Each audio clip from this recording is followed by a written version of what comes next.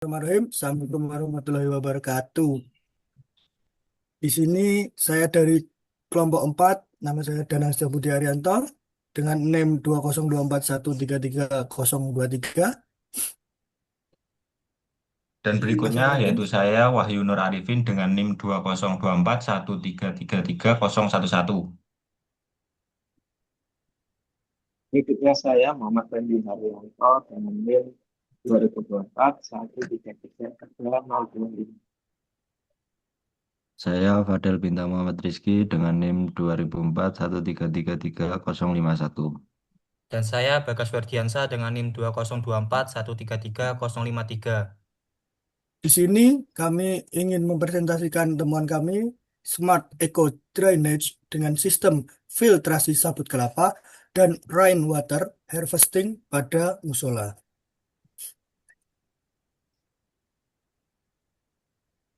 Next slide. Musola. Musola merupakan sarana ibadah yang digunakan masyarakat setiap hari. Namun, selain fungsi utamanya sebagai tempat ibadah, lingkungan musola juga perlu diperhatikan agar tetap bersih, nyaman, dan aman digunakan oleh jamaah. Salah satu masalah yang sering terjadi adalah kurangnya optimalnya sistem drainase sehingga menyebabkan genangan air masuk sampai ke saluran dan terbuangnya air hujan yang sebenarnya masih dapat dimanfaatkan. Oleh karena itu, kelompok kami mencoba membuat suatu inovasi sederhana yang mampu mengatasi permasalahan tersebut.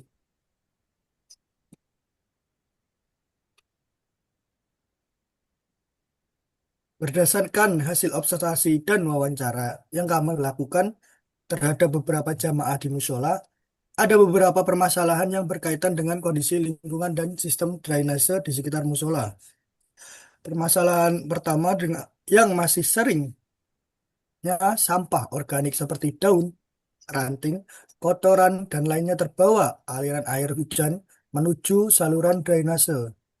Sampah tersebut dapat menumpuk pada saluran dan berpotensi menyebabkan penyumbatan apabila tidak dilakukan pembersihan. Permasalahan kedua, belum adanya sistem penyaringan pada saluran drainase. Akibatnya, seluruh sampah dan material yang terbawa air langsung masuk ke dalam saluran. Dalam jangka panjang, kondisi ini dapat mengurangi kapasitas aliran air dan meningkatkan resiko terjadinya genangan di sekitar area musola, terutama saat intensitas hujan tinggi. Berdasarkan hasil pengamatan kami, air hujan yang turun di musola selama ini langsung dialirkan menuju saluran pembuangan tanpa adanya pemanfaatan kembali. Padahal air hujan merupakan sumber daya yang masih berpotensi untuk digunakan pada kebutuhan non-konsumsi, seperti penyiraman tanaman, pembersihan halaman, maupun kebutuhan lingkungan lainnya. Dari sisi lingkungan, kondisi tersebut menunjukkan bahwa sistem drainase yang saat ini masih berfungsi secara konvensional, yaitu sebagai sarana pembuangan air, sistem tersebut belum mampu mendukung konsep pengolahan air yang lebih berkelanjutan dan ramah lingkungan.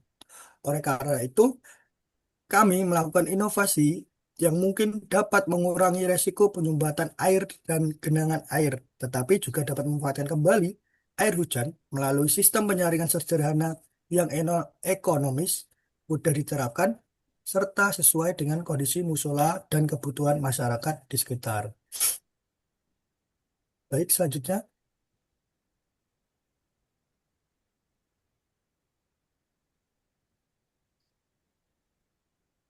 Dalam pengembangan ide ini, kami melakukan studi literatur dari beberapa jurnal yang berkaitan dengan sistem drainase, ekodrainase, dan pengelolaan air hujan, serta pemanfaatan sabut kelapa sebagai media filtrasi.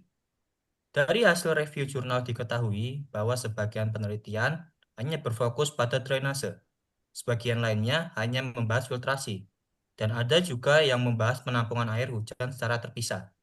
Oleh karena itu, kami mencoba menggabungkan beberapa konsep tersebut menjadi satu sistem yang lebih sederhana dan sesuai diterapkan pada lingkungan musola. Next. Adapun rumusan masalahnya sebagai berikut. Berdasarkan hasil observasi dan studi literatur, rumusan masalah yang kami susun adalah: satu, bagaimana mengurangi sampah yang masuk ke dalam saluran drainase. Dua, bagaimana memanfaatkan air hujan yang selama ini terbuang percuma. Tiga, bagaimana merancang sistem drainase yang sederhana, ramah lingkungan, dan mudah diterapkan pada musola. Empat, bagaimana memanfaatkan sabut kelapa sebagai media filtrasi alami. Adapun tujuan dari inovasi yang kami buat adalah: yang pertama, mengurangi penyumbatan saluran drainase akibat sampah. Yang kedua, mengurangi potensi genangan air di sekitar musola. Yang ketiga, memanfaatkan kembali air hujan yang sebelumnya terbuang. Yang keempat, memanfaatkan sabut kelapa sebagai media filtrasi ramah lingkungan. Dan yang kelima, mendukung terciptanya lingkungan musola yang lebih bersih dan berkelanjutan.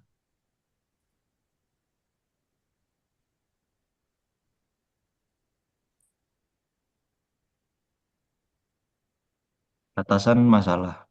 Agar pembahasan lebih terarah, kami memberikan beberapa batasan masalah dalam penelitian ini. Fokus penelitiannya hanya berada pada sistem drainase di lingkungan musola. Sistem yang dirancang terdiri dari penyekatan sampah menggunakan keranjang besi, filtrasi menggunakan sabut kelapa dan kerikil, serta bak penampung air hujan. Air yang dihasilkan tidak digunakan untuk konsumsi, melainkan hanya untuk penyiraman tanaman dan kegiatan kebersihan lingkungan. Selain itu, rancangan dibuat dalam skala sederhana agar mudah diterapkan dan memiliki biaya yang relatif terjangkau.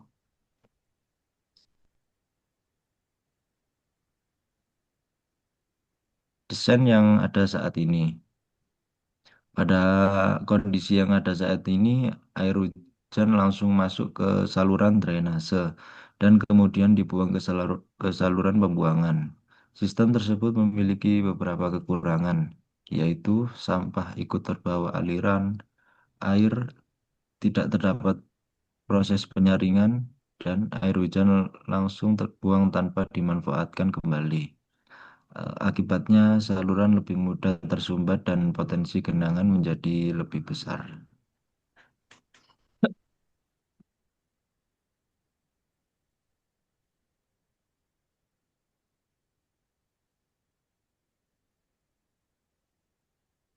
Ide, solusi, dan metode TRIS.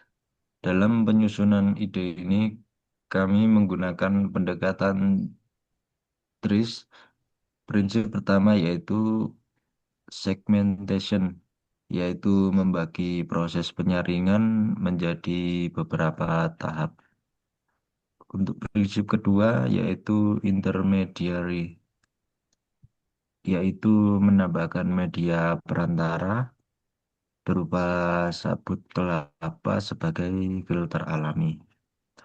Prinsip ketiga yaitu reuse, yaitu atau memanfaatkan kembali air hasil filtrasinya. Dan prinsip terakhir yaitu universality, di mana satu sistem dapat menjalankan beberapa fungsi sekaligus, yaitu menyaring sampah, menyaring kotoran halus, dan menampung air hujan.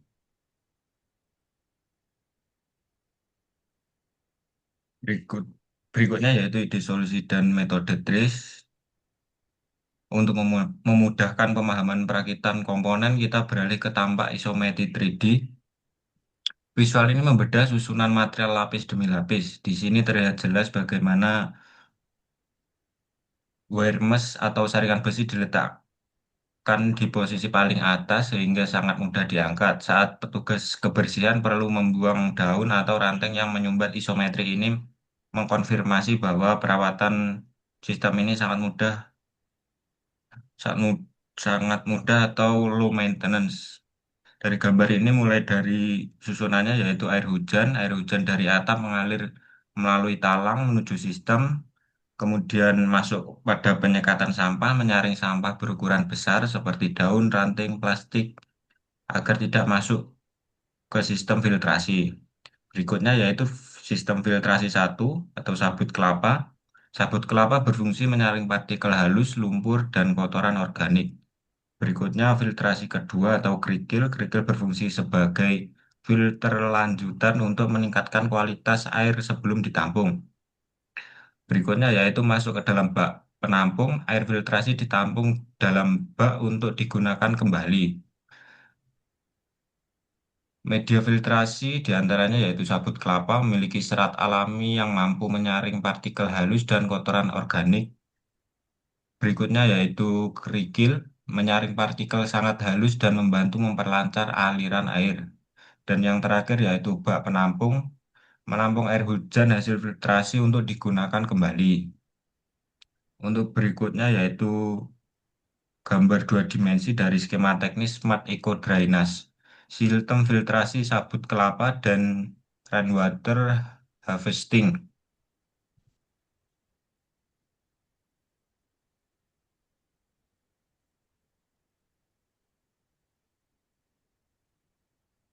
Pada potongan AA, kita bisa melihat anatomi kedalaman sistem secara detail. Bak kontrol ini memiliki kedalaman air bersih sekitar 120 cm atau 1.200 mili. Dari potongan ini ketebalan media filter sangat terukur. Kita menggunakan 20 cm lapisan kerikil di bagian paling bawah sebagai penstabil air. Ditumpuk dengan 100 cm sabut kelapa yang dipadatkan. Kemudian elevasi pipa inlet dibuat lebih tinggi dari outlet untuk memanfaatkan gaya gravitasi, memastikan air mengalir lancar tanpa bantuan pompa hisap.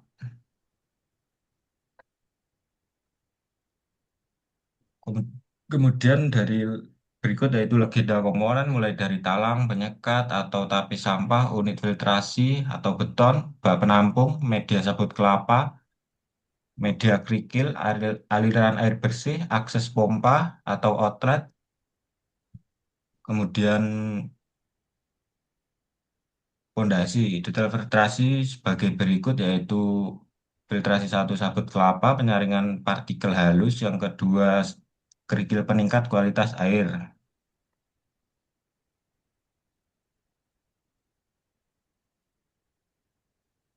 Kemudian estimasi rencana anggaran biaya.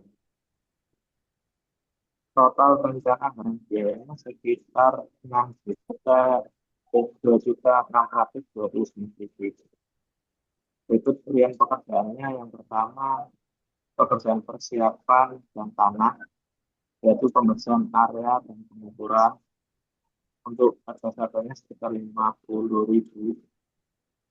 Yang kedua galian tanah, yaitu untuk filter dan bak penampung, harga satunya sekitar 85.000 per kubiknya. Yang ketiga urutan pasir bangunan lantai setebal 5 cm, harga satunya 250.000. Untuk pekerjaan persiapan dan tanah, total jumlah harganya sekitar 202.500. Yang kedua pekerjaan sipil dan fasilitas. Yang pertama lantai kerja beton setebal 5 cm dengan harga satuan 950.000 per kubik. Yang kedua pasang dinding bata atau bataku untuk bak kontrol dengan harga satuan 135.000 per meter persegi. Yang ketiga plesteran dan kacian kedap air. Harga satuannya 65.000 per meter persegi. Yang keempat tutup bak kontrol beton atau menggunakan pelapis. Yes. Untuk harga satuannya sekitar 150.000 per minggu. Total pekerjaan sipil dan bak filter sekitar 607.500 rupiah. Yang ketiga, sepekerjaan saringan dan setting filter. Yang pertama membuat rangka saringan yang di pesisir. Harga satuannya 150.000 per unit. Yang kedua, harness atau kawat loket anti karat. Harga satunya 45.000 per meter persegi. Yang ketiga, media filter menggunakan batik kelapa. Harganya sekitar 40.000 per karung. Yang keempat, kerikil atau batu pecah filter. Harganya 25.000 per karung. Total pekerjaan saringan dari filter sekitar 415.000 rupiah. Yang pekerjaan empat, pekerjaan perpipaan dan penampungan. Yang pertama, penampung air menggunakan karung plastik 300 liter, harganya 550.000. Yang kedua, pipa PVC 3 in untuk saluran masuk dari tanah ke bawah, perbedaannya sekitar 75.000. Yang ketiga, pipa PVC 2 in untuk saluran keluar, perbedaannya sekitar 45.000. Dan keempat, aksesoris pipa seperti kenis, shock, lamp, stop kran, harganya sekitar 120.000. Untuk total pekerjaan perpipaan dan penampungan harganya 860.000. Untuk total biaya langsung totalnya 2.330.000 ditambah jasa bangunan dan faktor 10% 239.000. Jadi dengan total estimasi biayanya 2.629.000.